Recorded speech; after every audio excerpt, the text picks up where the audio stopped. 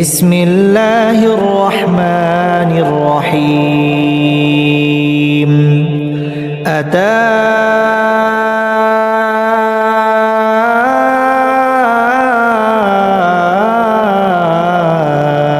أمر الله فلا تستعجلوه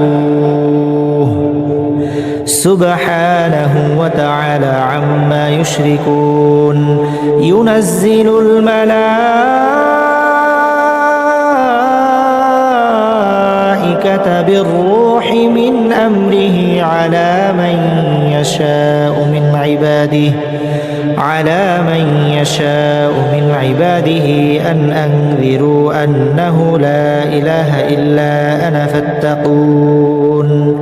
خلق السماوات والأرض بالحق تعالى عما يشركون خلق الإنسان من نطفة فإذا هو خصيم مبين والأنعام خلقها لكم فيها دفء ومنافع ومنها تأكلون ولكم فيها جمال حين تريحون وحين تسرحون وتحمل أثقالكم إلى بلد لم تكونوا بالغيه إلا بشق الأنفس إن ربكم لرؤوف رحيم والخيل والبغال والحمير لتركبوها وزينة ويخلق ما لا تعلمون وعلى الله قصد السبيل ومنها جائر ولو شاء لهداكم أجمعين هو الذي أنزل من السماء ماء لكم منه شراب ومنه شجر فيه تسيمون ينبت لكم به الزرع والزيتون والنخيل والأعناب ومن كل الثمرات إن في ذلك لآية لقوم يتفكرون وسخر لكم الليل والنهار والشمس والقمر والنجوم مسخرات بأمره إن في ذلك لآيات لقوم يعقلون وما ذرأ لكم في الأرض مختلفا ألوانه إن في ذلك لآية لقوم يذكرون وهو الذي سخر البحر لتأكلوا منه لحما طريا وتستخرجوا منه علية تلبسونها وترى الفلك مواخر فيه ولتبتغوا من فضله ولعلكم تشكرون وألقى في الأرض رواسي أن تميد بكم وأنهارا وسبلا لعلكم تهتدون وعلامات وبالنجم هم يهتدون أفمن يخلق كمن لا يخلق أفلا تذكرون وإن تعدوا نعمة الله لا تحصوها إن الله لغفور رحيم والله يعلم ما تسرون وما تعلنون والذين يدعون من دون الله لا يخلقون شيئا وهم يخلقون أموات غير أحياء وما يشعرون أيان يبعثون إلهكم إله واحد فالذين لا يؤمنون بالآخرة قلوبهم منكرة وهم مستكبرون لا جرم أن الله يعلم ما يسرون وما يعلنون إنه لا يحب المستكبرين وإذا قيل لهم ماذا أنزل ربكم قالوا أساطير الأولين ليحملوا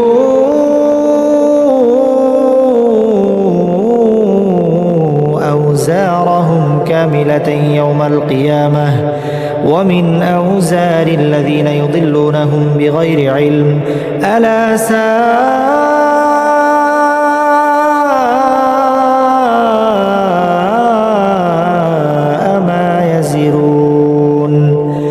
قد مكر الذين من قبلهم فأتى الله بنيانهم من القواعد فخر عليهم السقف من فوقهم وأتاهم العذاب من حيث لا يشعرون ثم يوم القيامة يخزيهم ويقول أين شركائي الذين كنتم تشاقون فيهم قال الذين أوتوا العلم إن الخزي اليوم والسوء على الكافرين الذين تتوفاهم الملائكة ظالمي أنفسهم فألقوا السلم ما كنا نعمل من سوء بلى إن الله عليم بما كنتم تعملون فادخلوا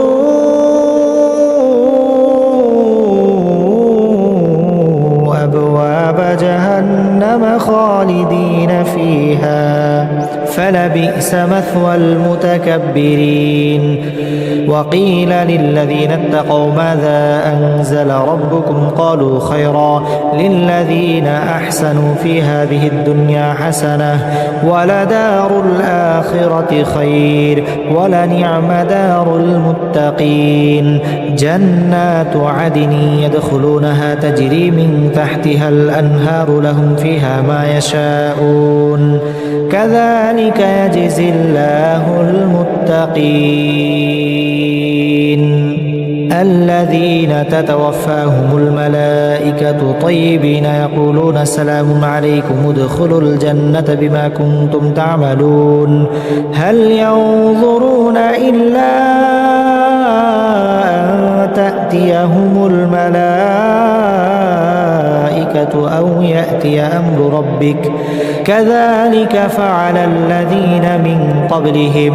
وما ظلمهم الله ولكن كانوا أنفسهم يظلمون فأصابهم سيئات ما عملوا وحاق بهم ما كانوا به يستهزئون وقال الذين أشركوا لو شاء الله ما عبدنا من دونه من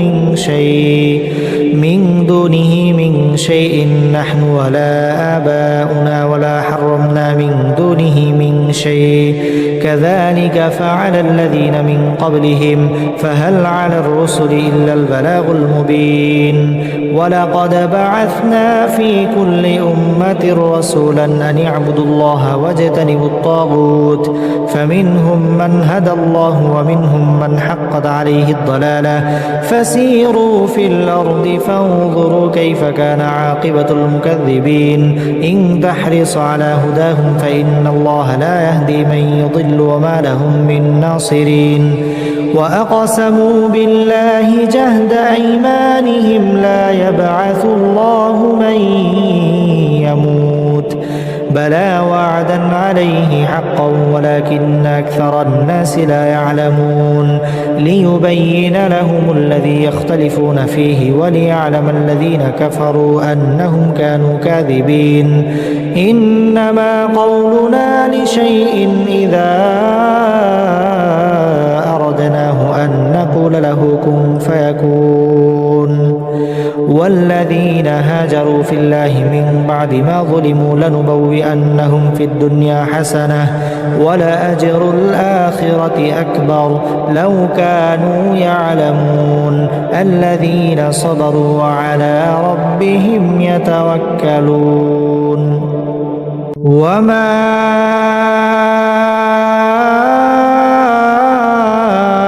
أرسلنا من قبلك إلا رجالا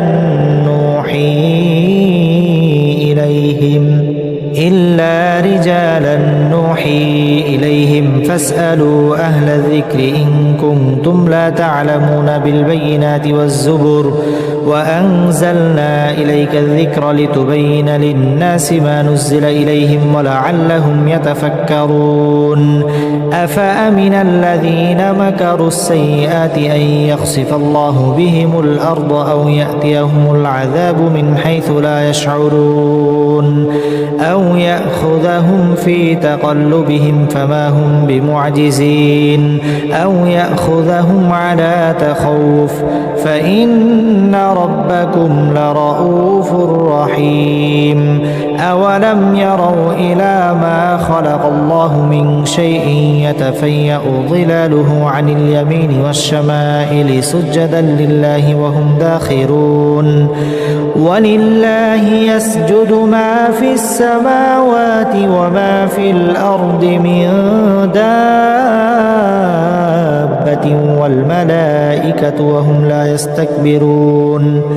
يخافون ربهم من فوقهم ويفعلون ما يؤمرون وقال الله لا تتخذوا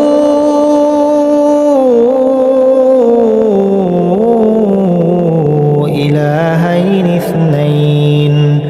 إنما هو إله واحد فإياي فارهبون وله ما في السماوات والأرض وله الدين واصبا أفغير الله تتقون وما بكم من نعمة فمن الله ثم إذا مسكم الضر فإليه تجأرون ثم إذا كشف الضر عنكم إذا فريق منكم بربهم يشركون ليكفروا بما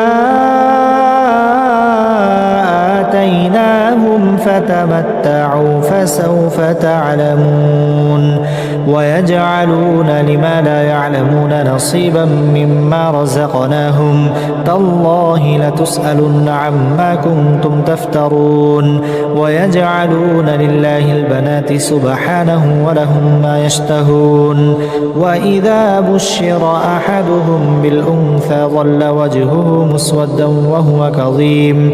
يتوارى من القوم من سوء ما بشر به أيمسكه على هون أم يدسه في التراب ألا ساء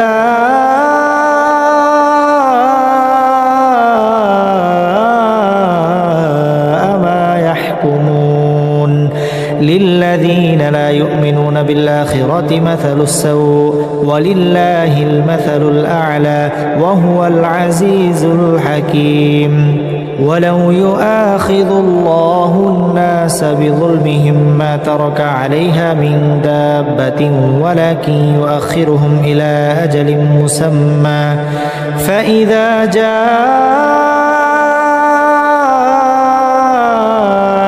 أجلهم لا يستأخرون ساعة ولا يستقدمون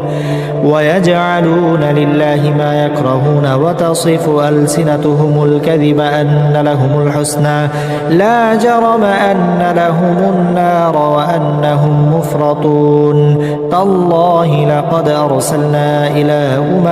من قبلك فزين لهم الشيطان أعمالهم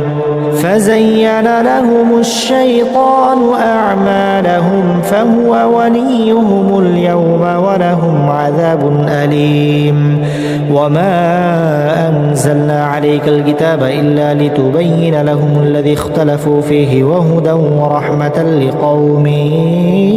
يؤمنون والله أنزل من السماء ماء فأحيا به الأرض بعد موتها إن في ذلك لآية لقوم يسمعون وإن لكم في الأنعام لعبرة نسقيكم مما في بطونه من بين فرث ودم لبنا خالصا سائغا للشاربين ومن ثمرات النخيل والأعناب تتخذون منه سكرا ورزقا حسنا إن في ذلك لآية لقوم يعقلون وأوحى ربك إلى النحل أن اتخذي من الجبال بيوتا ومن الشجر ومما يعرشون ثم كلي من كل الثمرات فاسلكي سبل ربك ذللا يخرج من بطونها شراب مختلف ألوانه فيه شفاء للناس إن في ذلك لآية لقوم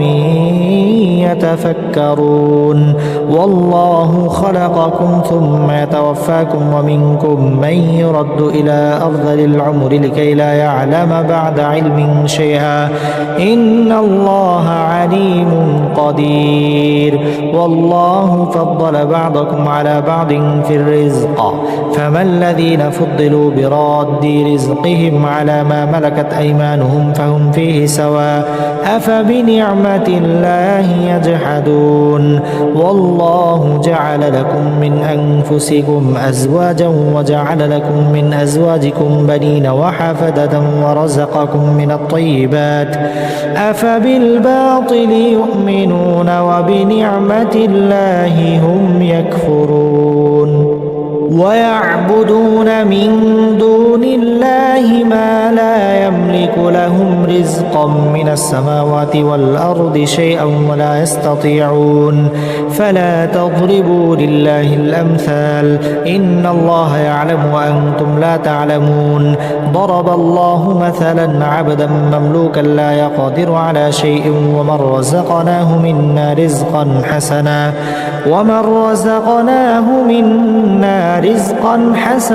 فهو ينفق منه سرا وجهرا هل يستوون الحمد لله بل أكثرهم لا يعلمون وضرب الله مثلا الرجلين أحدهما أبكم لا يقدر على شيء وهو كل على مولاه أينما يوجهه لا يأتي بخير هل يستوي هو ومن يأمر بالعدل وهو على صراط مستقيم ولله غيب السماوات والأرض وما أمر الساعة إلا كلمح البصر أو هو أقرب إن الله على كل شيء قدير والله أخرجكم من بطون أمهاتكم لا تعلمون شيئا وجعل لكم السمع والأبصار والأفئدة لعلكم تشكرون ألم يروا إلى الطير مسخرات في جو السماء ما يمسكهن إلا الله إن في ذلك لآيات لقوم يؤمنون والله جعل لكم من بيوتكم سكنا وجعل لكم من جلود الأنعام بيوتا تستخفونها يوم ظعنكم ويوم إقامتكم ومن أصوافها وأوبارها وأشعارها أثاثا ومتاعا إلى حين والله جعل لكم مما خلق ظلالا وجعل لكم من الجبال أكنانا وجعل لكم سرابيل تقيكم الحر وسرابيل تقيكم بأسكم كذلك يتم نعمته عليكم لعلكم تسلمون فإن تولوا فإنما عليك البلاغ المبين يعرفون نعمة الله ثم ينكرونها وأكثرهم الكافرون ويوم نبعث من كل أمة شهيدا ثم لا يؤذن للذين كفروا ولا هم يستعتبون وإذا رأى الذين ظلموا العذاب فلا يخفف عنهم ولا هم ينظرون وإذا رأى الذين أشركوا شركاءهم قالوا ربنا هؤلاء شركاؤنا الذين كنا ندعو من دونك فألقوا إليهم القول إنكم لكاذبون وألقوا إلى الله يومئذ السلم وضل عنهم ما كانوا يفترون الذين كفروا وصدوا عن سبيل الله زدناهم عذابا فوق العذاب بما كانوا يفسدون ويوم نبعث في كل أمة شهيدا عليهم من أنفسهم وجئنا بك شهيدا على هؤلاء ونزلنا عليك الكتاب تبيانا لكل شيء وهدى ورحمة وبشرى للمسلمين إن الله يأمر بالعدل والإحسان وإيتاء ذي القربى وينهى عن الفحشاء والمنكر والبغي يعظكم لعلكم تذكرون وأوفوا بعهد الله إذا عاهدتم ولا تنقضوا الأيمان بعد توكيدها وقد جعلتم الله عليكم كفيلا إن الله يعلم ما تفعلون ولا تكونوا كالتي نقضت غزلها من بعد قوة أنكاثا تتخذون أيمانكم دخلا بينكم أن تكون أمة هي أربى من أمة إنما يبلوكم الله به وليبينن لكم يوم القيامة ما كنتم فيه تختلفون ولو شاء الله لجعلكم أمة واحدة ولكن يضل من يشاء ويهدي من يشاء ولتسألن عما كنتم تعملون ولا تتخذوا أيمانكم دخلا بينكم فتزل قدم بعد ثبوتها وتذوقوا السوء بما صددتم عن سبيل الله ولكم عذاب عظيم ولا تشتروا بعهد الله ثمنا قليلا إنما عند الله هو خير لكم إن كنتم تعلمون ما عندكم ينفد وما عند الله باق ولنجزين الذين صبروا أجرهم بأحسن ما كانوا يعملون من عمل صالحا من ذكر أو أنثى وهو مؤمن فلنحيينه حياة طيبة ولنجزينهم أجرهم بأحسن ما كانوا يعملون فإذا قرأت القرآن فاستعذ بالله من الشيطان الرجيم إنه ليس له سلطان على الذين آمنوا وعلى ربهم يتوكلون إنما سلطانه على الذين يتولونه والذين هم به مشركون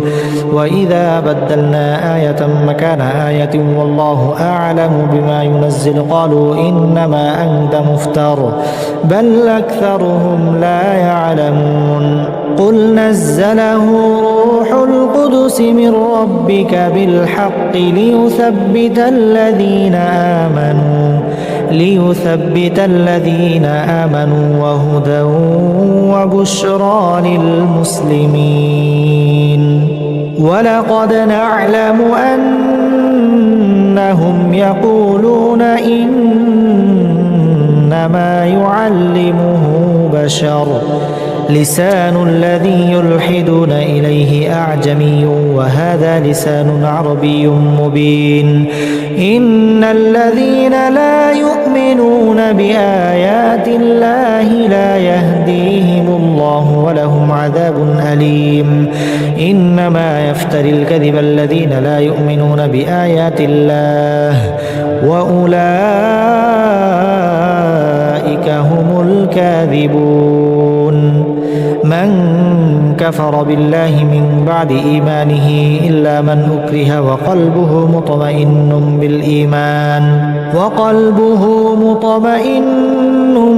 بالإيمان ولكن من شرح بالكفر صدرا فعليهم غضب من الله ولهم عذاب عظيم ذلك بأنهم استحبوا الحياة الدنيا على الآخرة وأن الله لا يهدي القوم الكافرين أولئك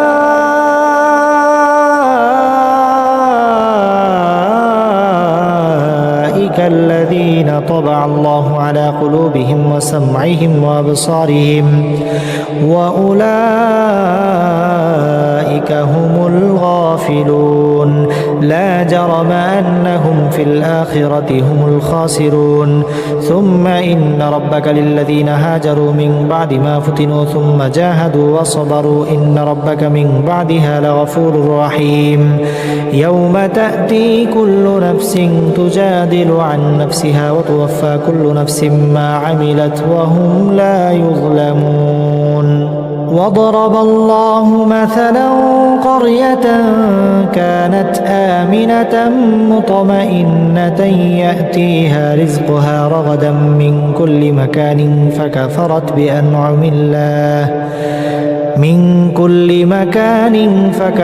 بأنعم الله فأذاقها الله لباس الجوع والخوف بما كانوا يصنعون ولقد جاءهم رسول منهم فكذبوه فأخذهم العذاب وهم ظالمون فكلوا مما رزقكم الله حلالا طيبا واشكروا نعمة الله إن كنتم إياه تعبدون إنما حرم عليكم الميتة والدم ولحم الخنزير وما أهل لغير الله به فمن اضطر غير باغ ولا عاد فإن الله غفور رحيم ولا تقولوا لما تصف ألسنتكم الكذب هذا حلال وهذا حرام لتفتروا على الله الكذب إن الذين يفترون على الله الكذب لا يفلحون متاع قليل ولهم عذاب أليم وعلى الذين هادوا حرمنا ما قصصنا عليك من قبل وما ظلمناهم ولكن كانوا أنفسهم يظلمون ثم إن ربك للذين عملوا السوء بجهالة ثم تابوا من بعد ذلك وأصلحوا إن ربك من بعدها لغفور رحيم إن إبراهيم كان أمة قانتا لله حنيفا ولم يك من المشركين شاكرا لأنعمه اجتباه وهداه إلى صراط مستقيم وآتيناه في الدنيا حسنة وإنه في الآخرة لمن الصالحين ثم أوحينا إليك أن اتبع ملة إبراهيم حنيفا وما كان من المشركين إنما جعل السبت على الذين اختلفوا فيه وإن ربك ليحكم بينهم يوم القيامة فيما كانوا فيه يختلفون ادع إلى سبيل ربك بالحكمة والموعظة الحسنة وجادلهم بالتي هي أحسن إن ربك هو أعلم بمن ضل عن سبيله وهو أعلم بالمهتدين وإن عاقبتم فعاقبوا بمثل ما عوقبتم به ولئن صبرتم لهو خير للصابرين واصبر وما صبرك إلا بالله